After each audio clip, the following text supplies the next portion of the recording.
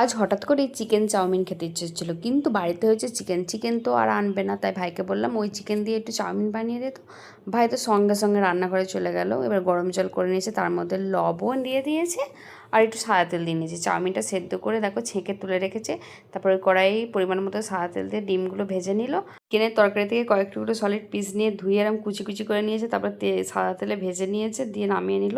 তারপর ওই কড়াইয়ে আবার সাদা তেল দিয়ে একটা গাজর কুচি দিয়ে দিয়েছে। দেখে তো মনে হচ্ছে না একটা, যাই হোক আমরা কাটতে কাটতে খেয়ে নিয়েছিলাম। দিয়ে দিয়েছে কয়েকটা পেঁয়াজ কলি আর পেঁয়াজ কুচি দিয়ে ভালো করে ভেজে নিয়েছে। তারপর দিয়ে দিয়েছে ডিম আর চিকেনের ভুজি।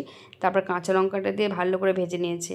তারপর ওই সিদ্ধ করে রাখা চাউমিনটা দিয়ে দিয়েছে, অল্প অল্প করে দিচ্ছে আর নাড়ছে, অল্প অল্প করে দিচ্ছে আর নাড়ছে। আমার ভাই চাউমিনটা দারুণ করে। যাই হোক, তারপর মাঝখানে দিয়ে দিল ভিনিগার, অল্প করে সয়া সস, হ্যাঁ পরিমাণ মতো লবণও দিয়েছে, লবণটা হয়তো তুলতে ভুলে গেছি। তারপরে ভালো করে ভেজে নিয়ে দেখো আমাদের চাউমিন রেডি, দারুণ হয়েছিল। আমার ভাইয়ের কাছে আমি কিছু আবদার করবো, আমার ভাই বানিয়ে দেবে না তা তো হতেই পারে না। তোমাদের কার কার ভাই আছে কমেন্টে জানিও। বা